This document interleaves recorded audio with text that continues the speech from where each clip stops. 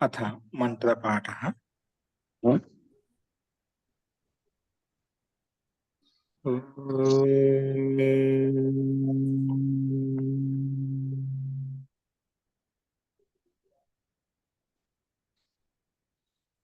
सहना भवतु सहनौ भुनक्तु सह वीर्यं करवावहै तेजस्विनावधीतमस्तु मा विद्विषावहै। ॐ शान्ति शान्ति शान्तिः।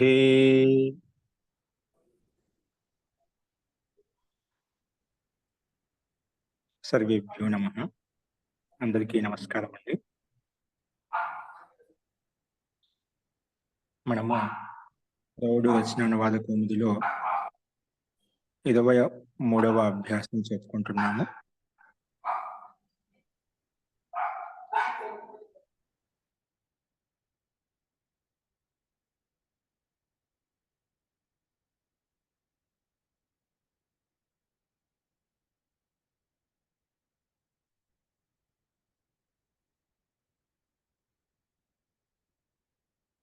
అందులో మనము నిన్న తెలుగు వాక్యాలు చూసాము.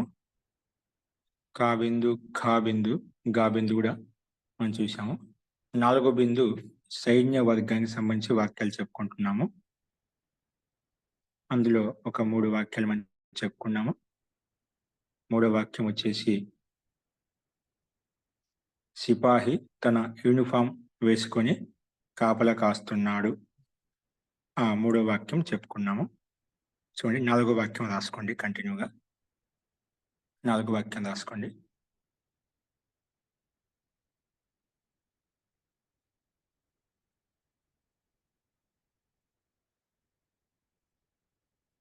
ఆర్మీ సైనికులు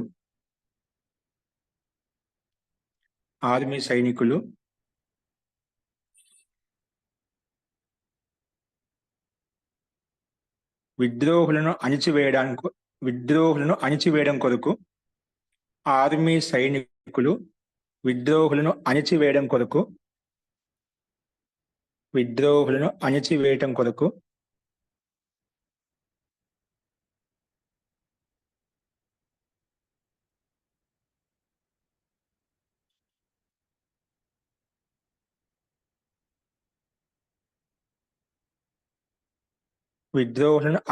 కొరకు ముందుగా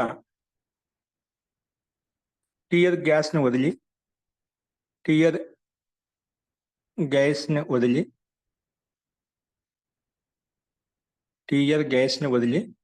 దీనికి గ్యాస్ వేరే చెప్పారు. టియర్ గ్యాస్ ని వదిలి ఏంటండి? బాష్పవాయువును వదిలి. ఓకే, రాసుకుంటే ముందుగా బాష్పవాయువును వదిలి తరువాత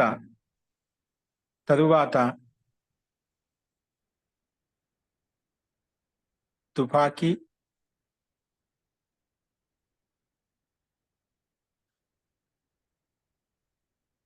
బందూక్ అంటే తుపాకీ, పిస్తోల్ అంటే గన్ మరియు తోపులను ప్రయోగించి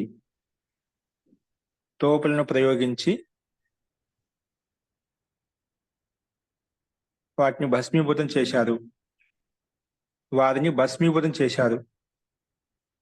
తోపులను ఉపయోగించి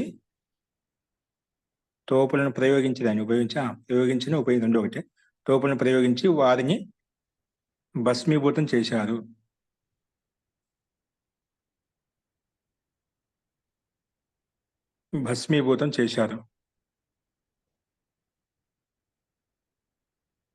ఆర్మీ సైనికులు విద్రోహులను అణిచివేయటం కొరకు ముందుగా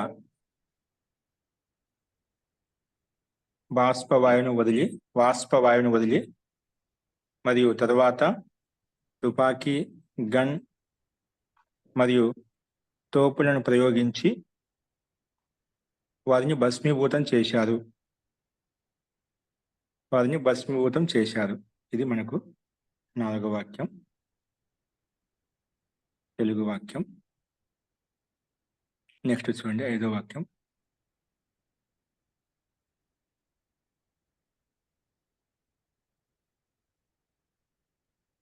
గత మహాయుద్ధంలో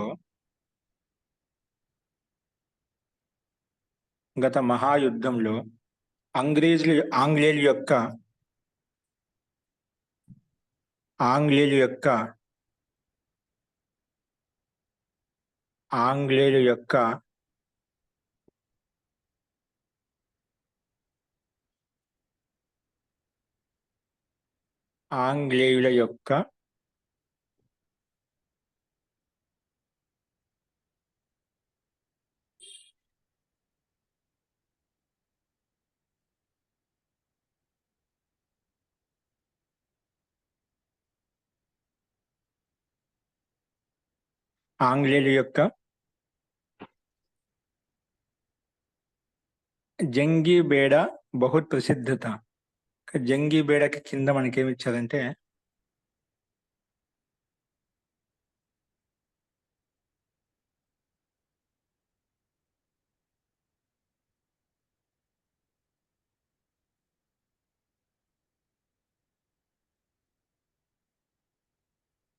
జంగీ బేడ అంటే ఏం చెప్పుకున్నాం మనం? అంటే ఒక యుద్ధ విమానంలో దాంట్లో విశేషమైన గత మహా ఏంటండి నౌసేన అనేది వచ్చినారండి దాంట్లో. విద్రోహాలను ఎంచివేయడం కొరకు ముందుగా బాష్పవాయువును, తుపాకీ, పిస్తోలు, తర్వాత ఇది నెక్స్ట్ వాక్యం, ముందు వాక్యం, పిస్తోలు తర్వాత తోపులను ప్రయోగించి వారిని భస్మీభూతం చేశారు. ఓకే అండి. ఇక్కడ నౌసేన, ఇక్కడ జంగీ బేడ బహుత్ ప్రసిద్ధి అంటే వారి యొక్క నౌసేన అనేది వారి సైనికులు చాలా విశాలంగా ఉండేవారు. నౌకాదళం. ఓకే. గత మహాయుద్ధంలో అంగ్రేజు యొక్క నౌకాదళం చాలా ప్రసిద్ధంగా ఉండేది. జంగీ బేడ అంటామని చాలా ప్రసిద్ధంగా ఉండేది. నౌకాదళం చాలా సైనిక బలం అన్నమాట. నౌకాదళం సైనిక సమూహము చాలా బలంగా స్ట్రాంగ్ గా ఉండేది అన్నమాట. గత మహాయుద్ధంలో ఆంగ్లేయుల యొక్క నౌకాదళం చాలా ప్రసిద్ధంగా ఉండేది. నెక్స్ట్ వాక్యం.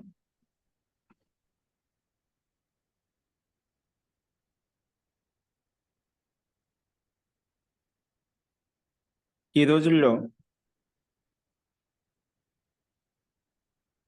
రోజుల్లో రూస్ మరియు అమెరికా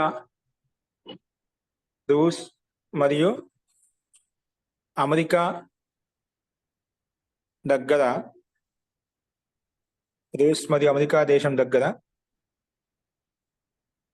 రూస్ మరియు అమెరికా దగ్గర యాటమ్ బాంబ్,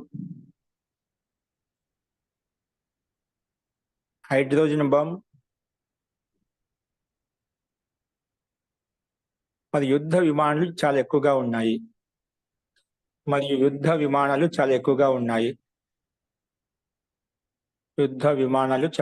ఉన్నాయి. ఈ రోజుల్లో రూస్ మరియు అమెరికా దేశీయుల దగ్గర యాటమ్ బాంబ్, హైడ్రోజన్ బాంబ్ మరియు యుద్ధ విమానాలు ఎక్కువగా ఉన్నాయి.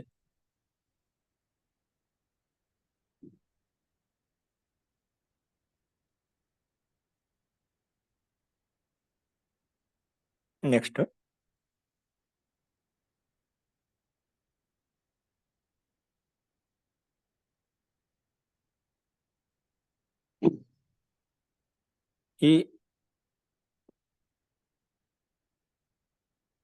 ఇప్పటి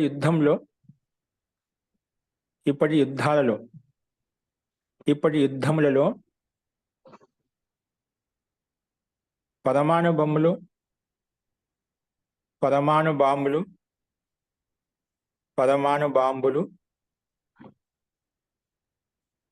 మరియు యుద్ధ విమానం యొక్క మహత్వం చాలా పెరిగింది. ఇప్పటి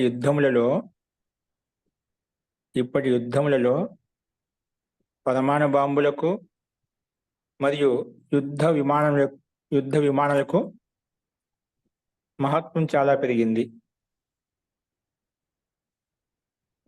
ఇప్పటి యుద్ధంలో పరమాణు బాంబులకు మరియు యుద్ధ విమానాలకు మహత్వం చాలా పెరిగింది.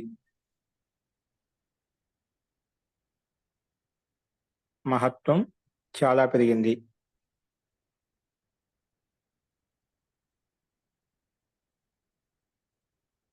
నెక్స్ట్ 8వ వాక్యం చూడండి.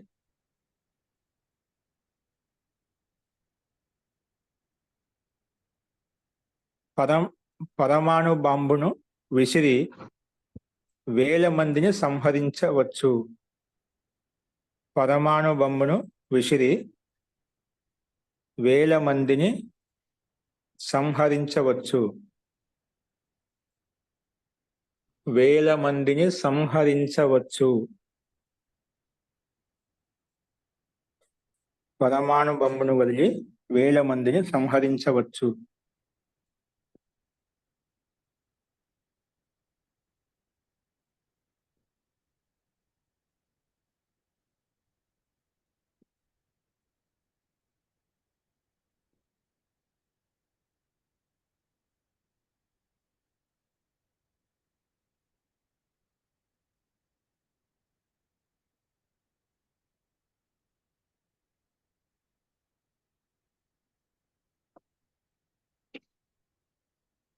పరమాణు బాంబును వదిలి వేల మందిని సంహరించవచ్చు. నెక్స్ట్ 9వ వాక్యం.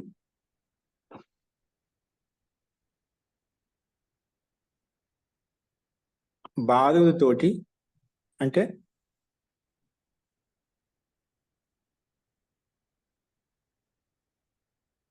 బారుదంటే చూడండి అని చెప్పున్నా.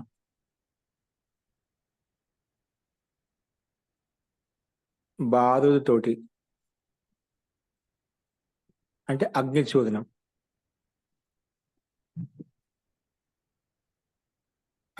బారు అంటే అగ్ని చూర్ణం తోటి. బారుదంటే అగ్ని చూర్ణం తోటి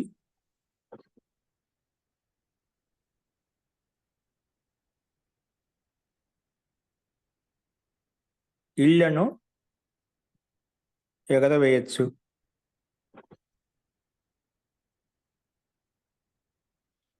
ఇళ్లను కుప్పకూల్చవచ్చు. అలా చెప్పాను. ఇళ్లను కుప్పకూల్చవచ్చు. అగ్ని చూర్ణం అంటే బారుతోటి ఇళ్లను కుప్పకూల్చవచ్చు. ఇళ్లను కుప్పకూల్చవచ్చు. భవనాలను కుప్పకూల్చవచ్చు. బారుతోటి అంటే అగ్ని చూర్ణం తోటి మకాన్లను అంటే భవనములను లేదా ఇళ్లను కుప్పకూల్చవచ్చు. కుప్పకూల్చవచ్చు.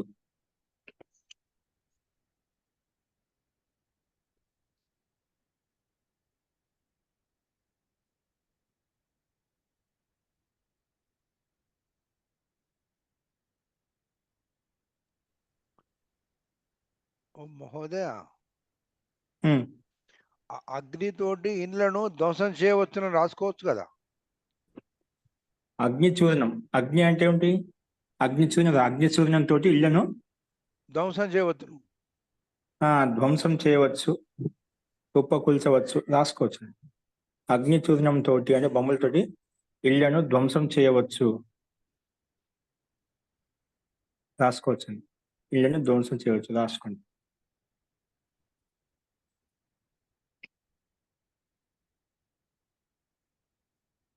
నెక్స్ట్ వాక్యం 10వ వాక్యం.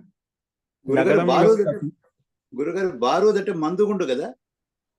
అదే మందుగుండు అగ్ని చూర్ణంతో, మందుకు సంబంధించిన చూర్ణంతో దాన్ని ఇప్పుడు బయట పెళ్లిళ్ళలో కూడా చూస్తుంటాం అండి.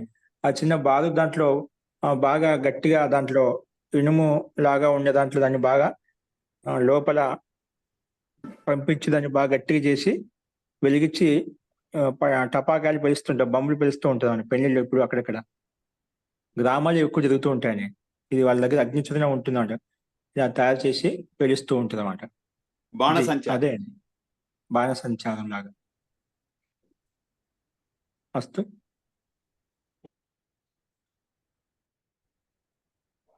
నగర సురక్ష యొక్క భారము నగర సురక్ష యొక్క భారము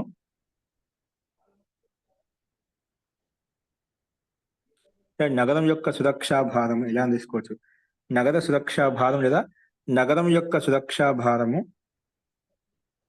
నగరం యొక్క సురక్షా భారము లేదా సమస్త పదం నగర సురక్షా భారము ఎలాగైనా ఒకటి. నగర సురక్షా భారము ఓకే. నగరం యొక్క సురక్షా భారము ఎస్పీ మరియు డిఎస్పీల పైన ముఖ్యంగా ఉంటుంది. నగరం యొక్క సురక్ష భారము ఎస్పీ మరియు డిఎస్పీల పైన ముఖ్యంగా ఉంటుంది.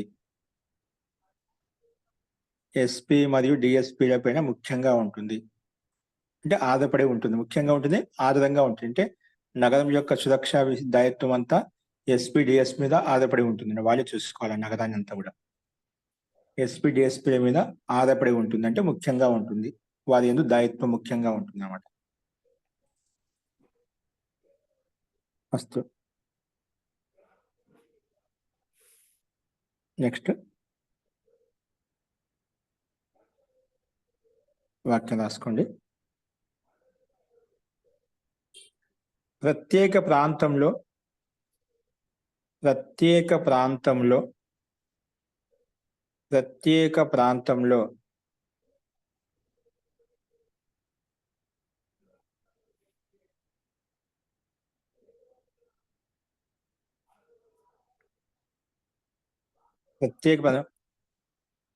పోలీస్ యొక్క ఉచ్చ అధికారి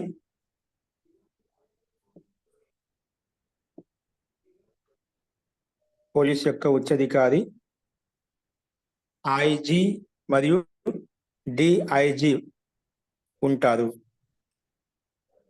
ప్రత్యేక ప్రాంతంలో పోలీస్ యొక్క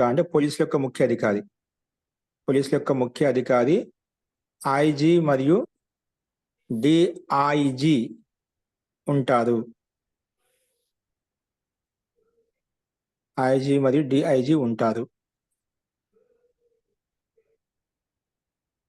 ఐజీ మరియు డిఐజీ ఉంటారు.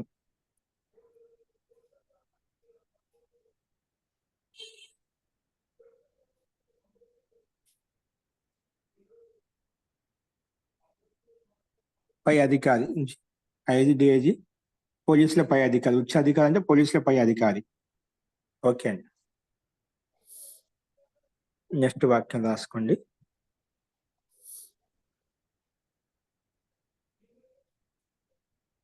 వివాదంలో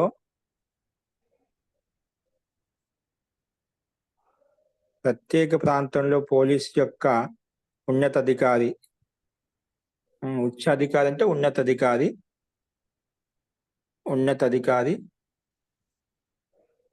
ఐజీ మరియు డిఐజీ ఉంటారు.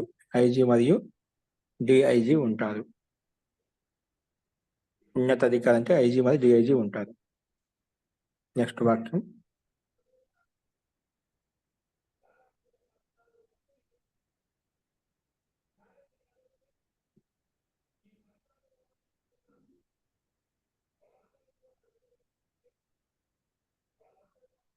నెక్స్ట్ వాక్యం రాసుకుని వివాదంలో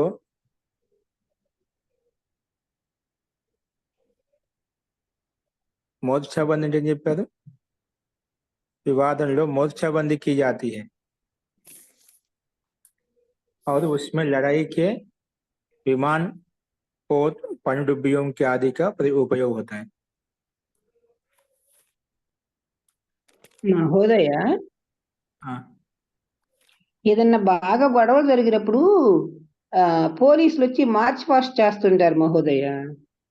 ఎక్కువ గొడవలు జరిగినప్పుడు సిఆర్పిఎఫ్ ని కూడా దించుతారు. బాగా గొడవలు ఉన్నప్పుడు వాళ్ళు బాగా వీధుల్లో మార్చ్ పాస్ట్ చేస్తారంటారు.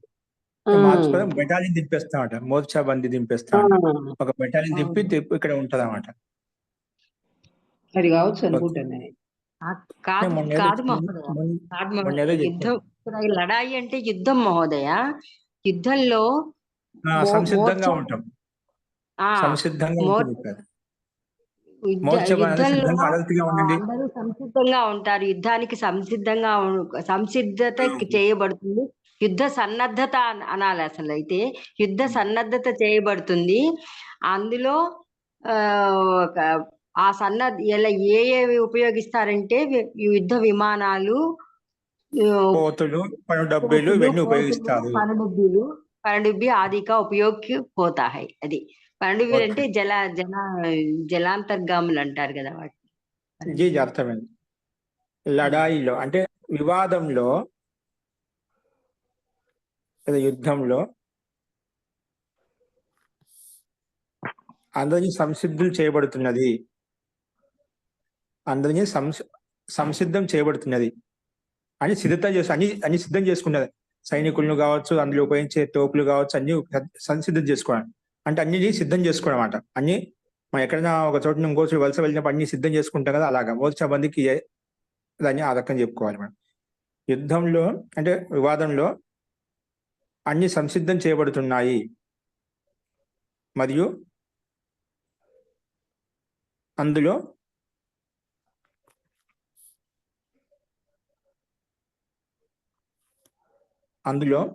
యుద్ధ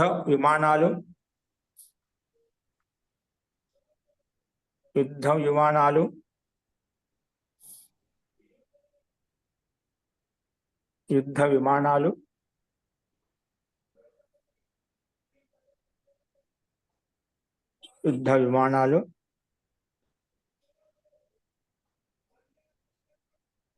పానిక జహాజ్ అంటే నీళ్ళ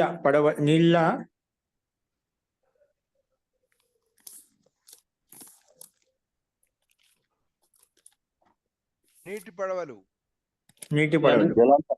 జలాంతర్గాములు, నీటి పడవలు, పోతహ అంటే నీటి పానిక జహాజ్, నీళ్ళ పడవలు, యుద్ధ విమానాలు, నీళ్ళ పడవలు, అలాగే అంతిమ నేచ అంటే పనుడుబ్బియ అంటే నీళ్ళ లోపల ఉండేవి, జలాంతర్గత పనుడుబ్బే, జలాంతర కోతులు, పనుడుబ్బీలు అంటే జలంలో అంతర్గతంగా ఉండేటువంటి పడవలు అన్నమాట. జలాంతర్గత పడవలు, దాన్ని సబ్మెరైన్ అంటాం. మొదలగున్నవి ఉపయోగిస్తున్నారు. సబ్మెరైన్స్ అండి, సబ్మెరైన్స్. జీ మొదలగున్నవి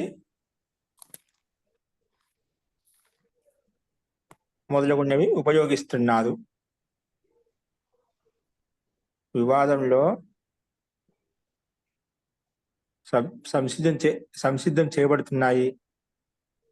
సంసిద్ధం చేయబడుతున్నాయి మరియు అందులో యుద్ధ విమానాలు, నీళ్ల పడవలు, జలాంతర్గత పడవలు మొదలగున్నవి ఉపయోగించబడుతున్నాయి. జలాంతర్గత పడవలు మొదలగున్నవి ఉపయోగించబడుతున్నాయి.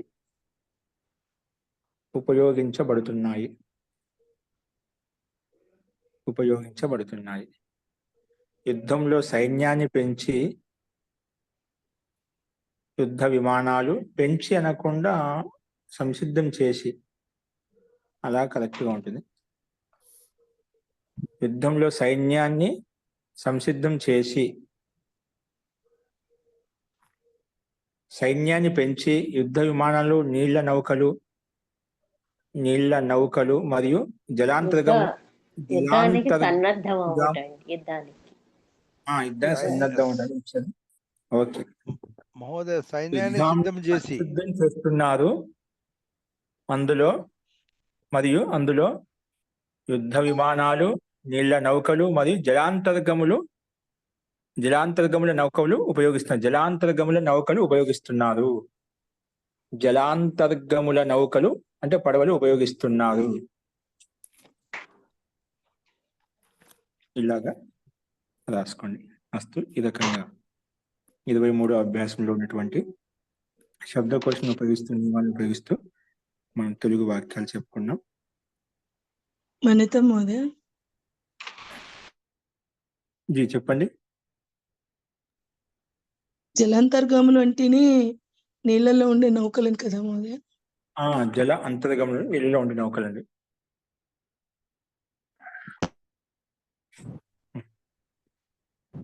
ఓకే అండి. ఇప్పుడు వీటికి సంబంధించిన సమాధానం రాసుకోండి. వీటికి సంబంధించినటువంటి నేను రాసుకొని వచ్చి ఉంటుందో వాటిలో సరి చేసుకోండి. తప్పులు ఉంటే సరి చేసుకోండి, లేకుంటే ఏం పర్వాలేదు. చూసుకోండి. పితృ శబ్దాన్ని ఉపయోగించి మీరు శబ్దాన్ని ఉపయోగించి వాక్య నిర్మాణం చెప్పుకున్నాము. వాక్యాలు ఎలా ఉన్నాయి చూడండి. మొట్టమొదటి వాక్యం, తండ్రి సేవ మరియు అతని యొక్క ఆజ్ఞాపాలనం మించి ఏ ధర్మాచరణ లేదు, అలా వాక్యం చెప్పుకున్నాము. అతో మహత్తరం రాసుకోండి. అతో మహత్తరం, అతో మహత్తరం, అతో మహత్ కింద సంకేతంలో ఉంచండి ప్రారంభంలో. అతో మహత్తరం కిమపి ధర్మాచరణం చ నాస్తి.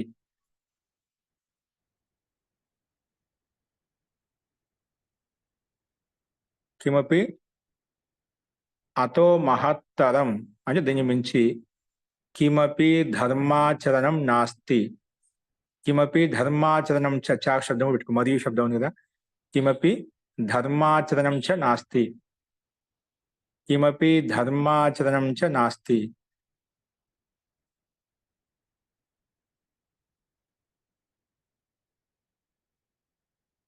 ఏన పితుః సేవ మరియు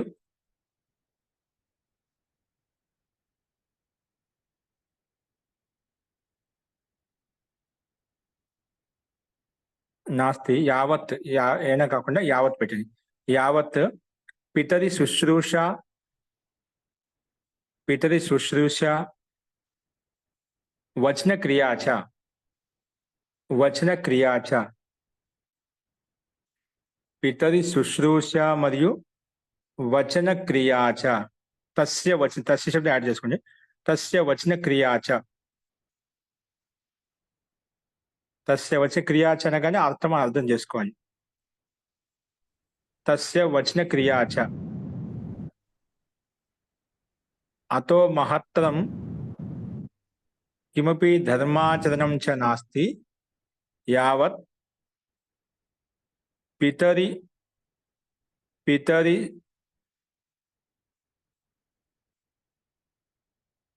పితరి శుశ్రూష, శుశ్రూష, శుశ్రూష,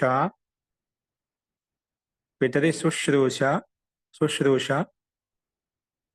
తస్య వచన క్రియ, తస్య వచన క్రియా, తస్య వచన క్రియా, తస్య వచన క్రియా.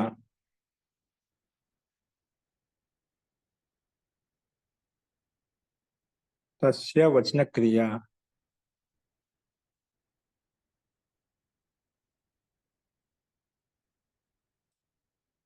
అస్తు.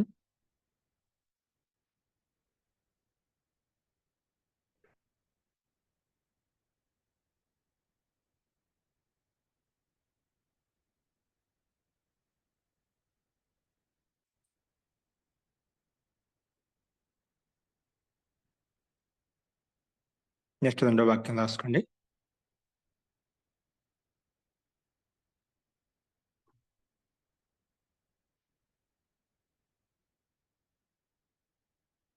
అహం జగతః పితరౌ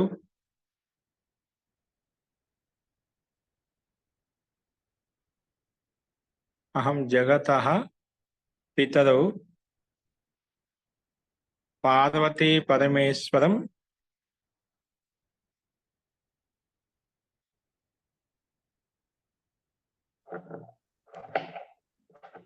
వందే.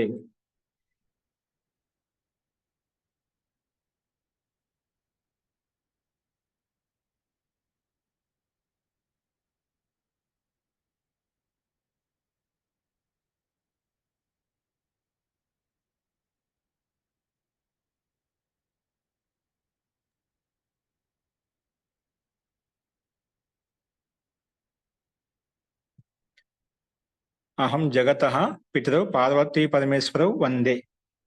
పార్వతీ పరమేశ్వరౌ వందే. పార్వతీ పరమేశ్వరౌ వందే. నెక్స్ట్ మూడో వాక్యం.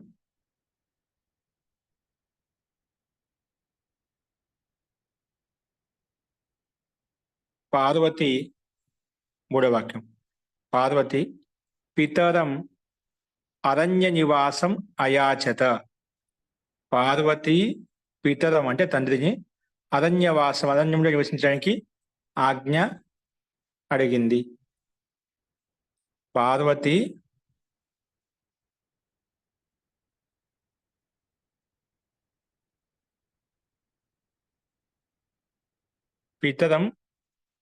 పితరం అరణ్య నివాసం అయాచత. అరణ్యం నివసించడానికి ఆజ్ఞాపించింది, అడిగింది అన్నమాట. అరణ్య నివాసం అయాచత. అరణ్య నివాసం అయాచత.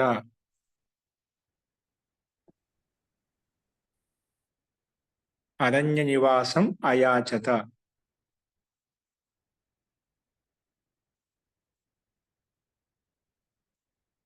అరణ్య నివాసం అయాచత.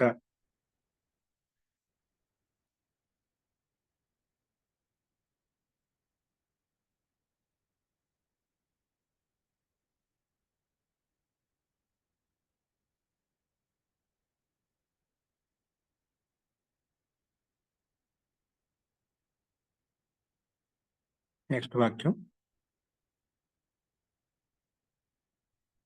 తండ్రి సౌ ఆచార్యుల కంటే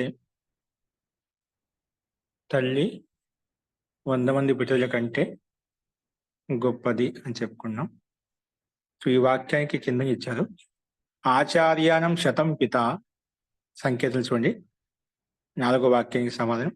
ఆచార్యానాం శతం పిత. ఆచార్యానాం శతం పిత. ఆచార్య కంటే పిత, ఆచార్య కంటే శతం.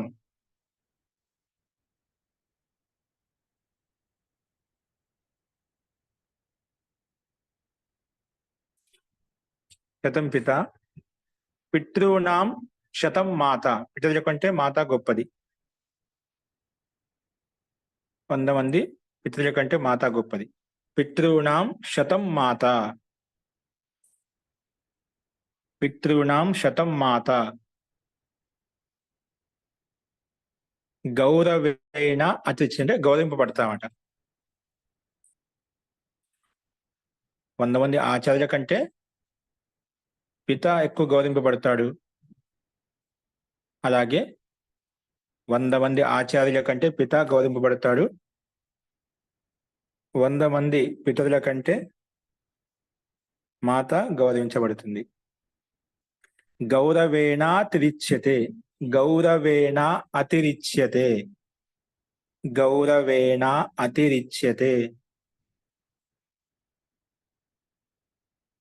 గౌరవేణ అతిరిచ్యతే. గౌరవేణ అతిరిచ్యతే. గౌరవేణ అతిరిచ్యతే.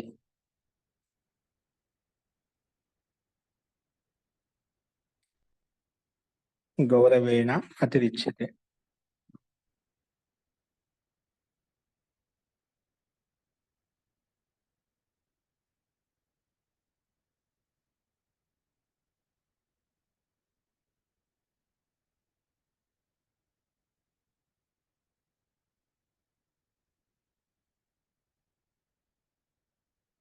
నెక్స్ట్ వాక్యం రాసుకోండి.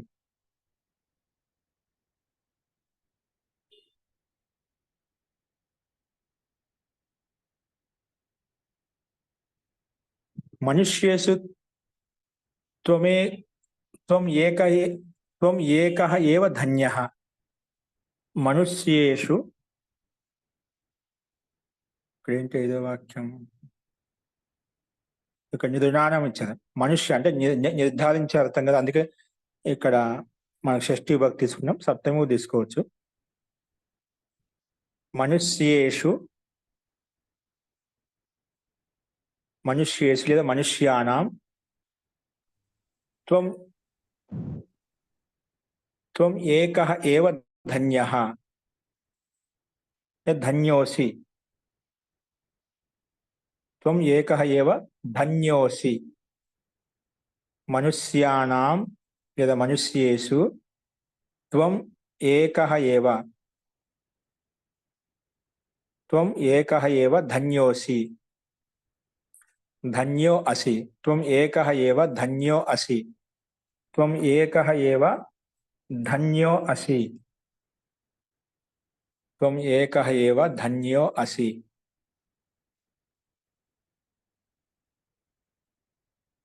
త్వం ఏకః ఏవ ధన్యో అసి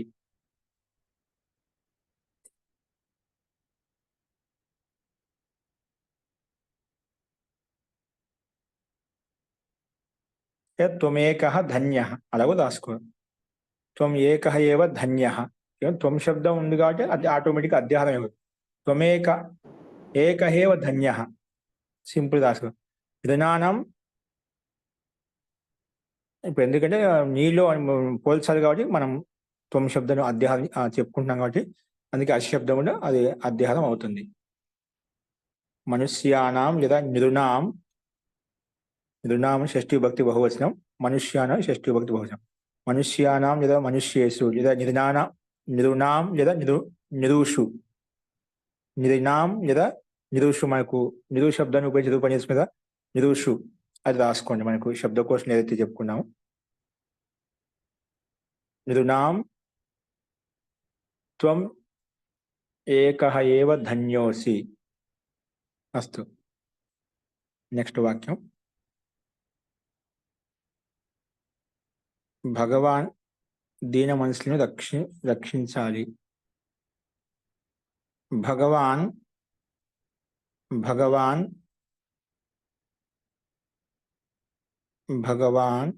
నెక్స్ట్ అంతిమ వాక్యం ఆరో వాక్యం చూడండి భగవాన్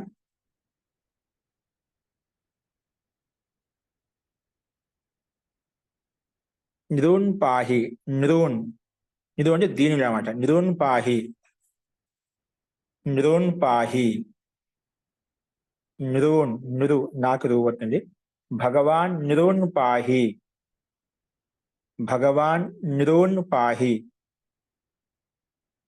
భగవాన్ నృన్ పాహి అంటే దీనిని రక్షించాలి పాహి అంటే పాహి రక్షణ దాతు పాహి మాం అంటుంటాం కదా లోట్ల కాదు మధ్యము చేకూర్చుండు భగవాన్ నృన్ పాహి అస్తు ఈ రకంగా ఒకటో బిందులో ఉన్నటువంటి 6 వాక్యాలు చూసాం నెక్స్ట్ రాసుకుని అదుధాతును ఉపయోగించి శాస్త్రాలను ఉపయోగించి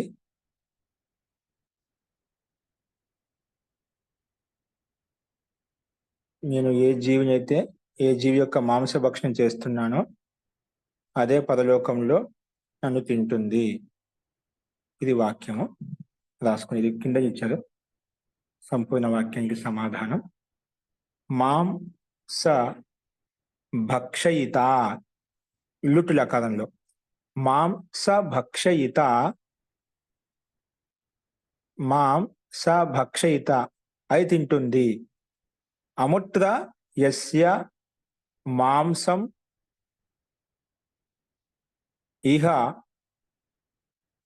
ఇహాత్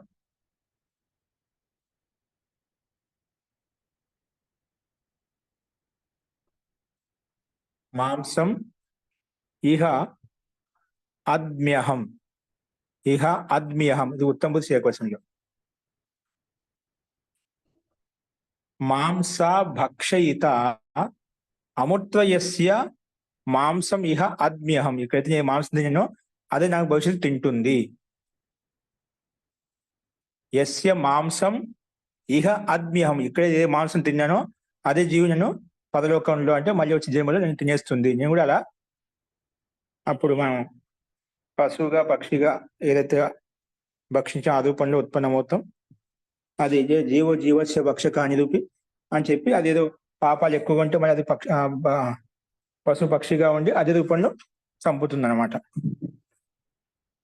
అస్తు మాంస భక్షయిత అముత్రయస్య మాంసం ఇహ అద్మ్యహం మాంసం అద్మ్యహం.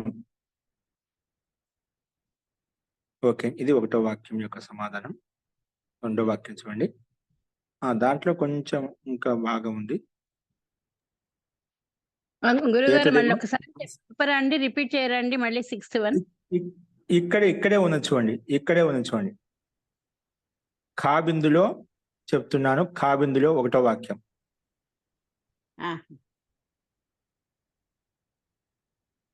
మాంస భక్షయిత అముత్రయస్య మాంసం ఇహ అద్మ్యహం.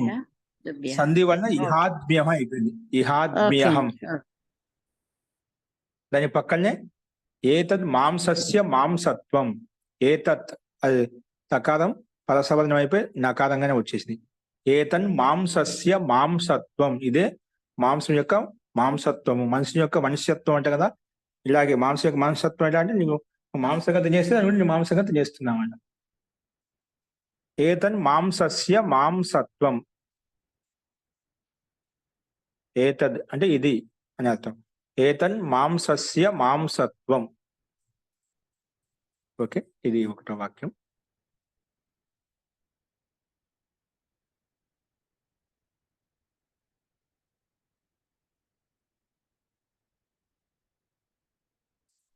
తీసుకోండి.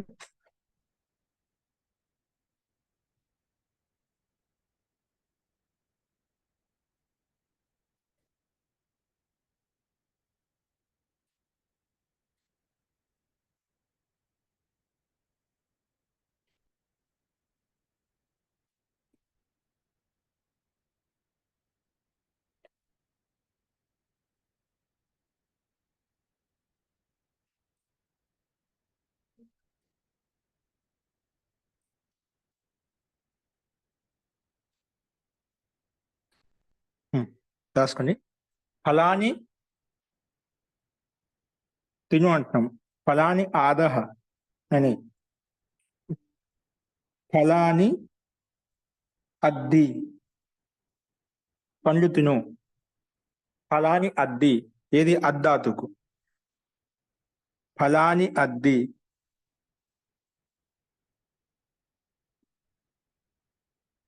ఫలాని అద్ది. అద్ది ఒత్తు ధ. సామాన్య దక్కద మధ్యలో అంతిమంలో ఒత్తు ధి ధ వస్తుంది దానికి. ఫలాని అద్ది శాఖం. శాఖం అద్ది. శాఖం అద్ది.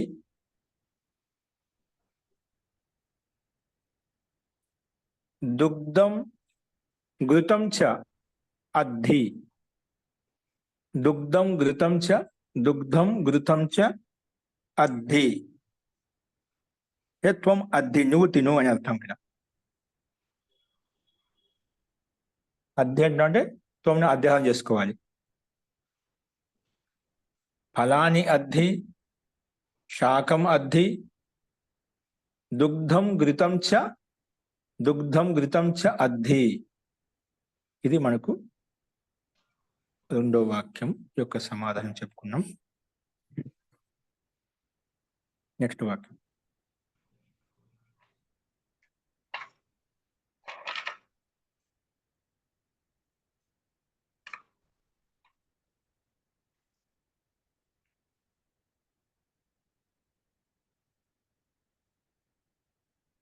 అతడు బాలకునికి ధర్మం నేర్పిస్తున్నాడు. సహ బాలకం సహ బాలకం సహ బాలకం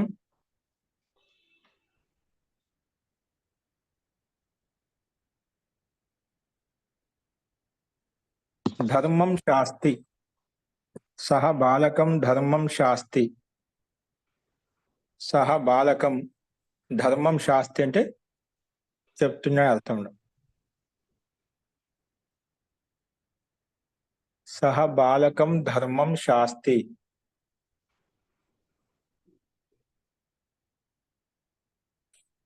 సహ బాలకం ధర్మం శాస్తి. నెక్స్ట్ వాక్యం. అద్ధి వ అస్తి వ, అద్ధి రాసుకోండి. నెక్స్ట్ 4వ వాక్యం. నేను నీ శిష్యుణ్ణి, నీ శరణాగతుణ్ణి, నీ శరణంలోకి వచ్చాను, నీవు నాకు శిక్షనివ్వు రాసుకుని. ఈ వాక్యానికి సంపూర్ణ సమాధానం కింద ఇచ్చాను చూడండి. 4వ వాక్యం. మహోదయ సహ బాలకం ధర్మం అద్దియా శాస్తియా? శాస్తి అండి ఇక్కడ. అది పై వాక్యానికి అద్ది, ఇక్కడ శాస్తి. ఇప్పుడు అది కాదు, పై వాక్యానికి అని కిందిది నేర్పించలేం కదా. సహ బాలకం ధర్మం శాస్తి కింద ఇచ్చారు చూడండి. సంకేతంలోనే 3వ వాక్యానికి క్రియాపదం ఒకటి ఇచ్చారు. ఫస్ట్ 4వ వాక్యం సంపూర్ణ సమాధానం కింద ఇచ్చారు చూడండి. శిష్యః తే అహం షాధి మాం త్వా ప్రపన్నం. శిష్యః తే అహం షాధి మాం త్వా ప్రపన్నం. శిష్యః తే అహం షాధి మాం త్వా ప్రపన్నం. మాం త్వాం ప్రపన్నం.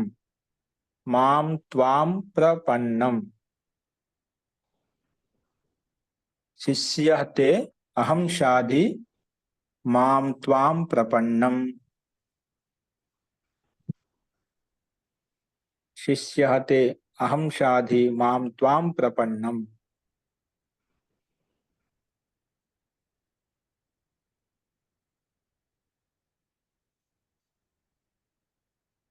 ఓకే అండి.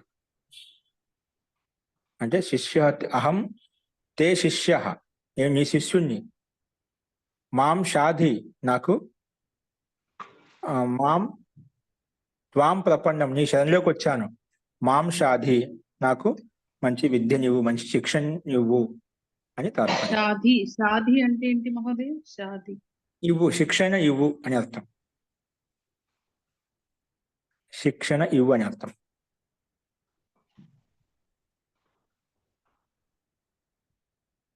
నన్ను శాసించు, నన్ను పోషించు, నన్ను అన్ని రకాలుగా సమర్థవంతుని చెయ్యి అని అర్థంలో. పాలించే శాశ్వధాతు, శాశ్వ అనిశిష్టం అంటే అన్ని రకాల అనుశాసనం చేయడం, అన్ని రకాల పాలించడం, అన్ని రకాల పోషించడం అంటే అన్ని రకాల విద్యాబుద్ధులు నేర్పడం అనమాట. ఇవన్నీ అర్థాలు వస్తాయి. అస్తు. నెక్స్ట్ వాక్యం.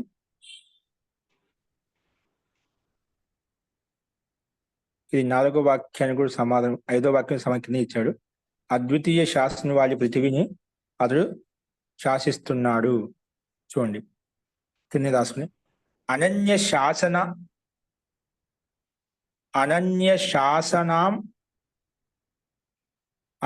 శాసనాం ఊర్విం శశాస. ఊర్వి శబ్దం భూమి కోసం వచ్చిన ఊర్వి శబ్దం భూమి చెప్తుంది. అనన్య శాసనాం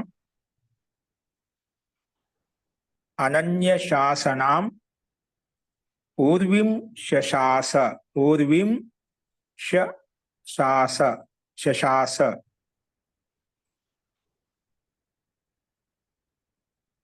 అనన్య శాసనాం ఊర్విం శశాస. లిట్లకారం యొక్క ప్రయోగం.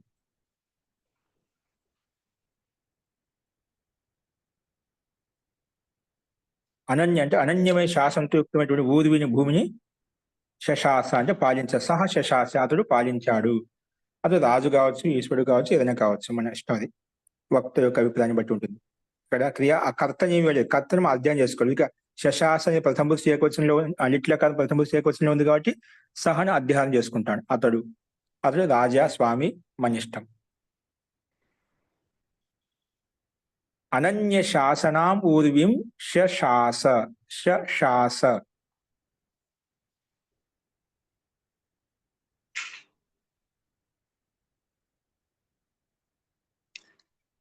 ఆరో వాక్యం రాసుకోండి.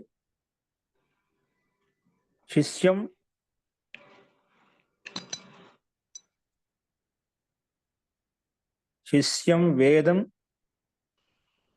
వేదజ్ఞానం అదదాత్. శిష్యం వేదజ్ఞానం అదదాత్. ఇక్కడ ఇచ్చాడు ఆరో వాక్యం. శిష్యాయ వేదం అశిషత్. సంపూర్ణ వాక్యం ఇచ్చాడు ఇక్కడ. మొత్తం రాసుకుని 6వ వాక్యం పూర్ణంగా ఉంది చూడు. శిష్యాయ అశిషత్ వేదం అన్వయం చేసుకున్నట్లయితే శిష్యాయ శిష్యుని కొరకు వేదం అశిషత్ నేర్పించాడు. ఇక్కడ నేర్పించాడు కదా, ఇచ్చాను అర్థంలో జ్ఞానం ఇచ్చాను. శిష్యాయ వేదం అశిషత్ శిష్యాయ అశిషత్ వేదం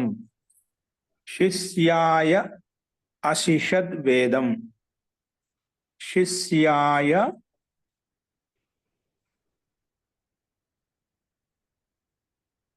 నేండి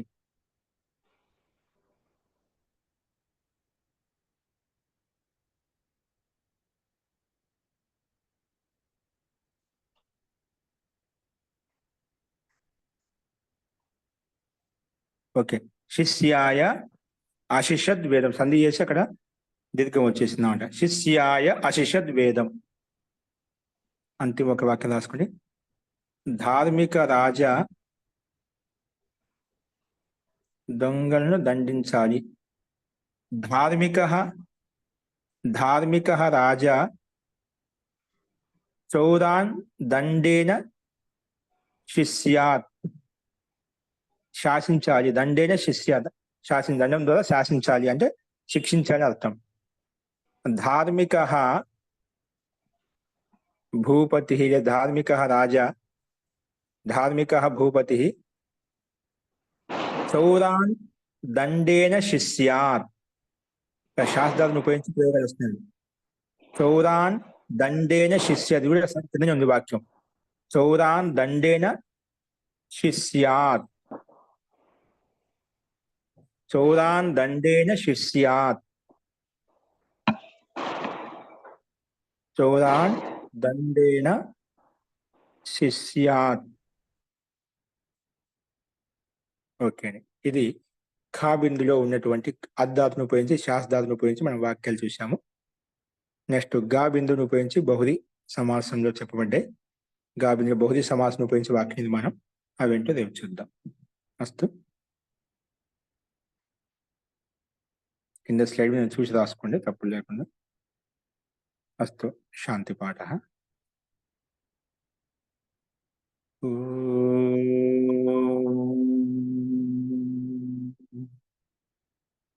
సర్వే భవంతు సుఖినః సర్వే సంతు నిరామయాః సర్వే భద్రాణి పశ్యంతు మా కశ్చిత్ దుఃఖభాగ్ భవేత్.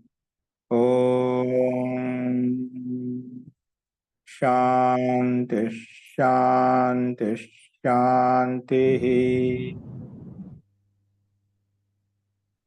సర్వేభ్యో నమః. అందరికీ నమస్కారం అండి. నమస్తే.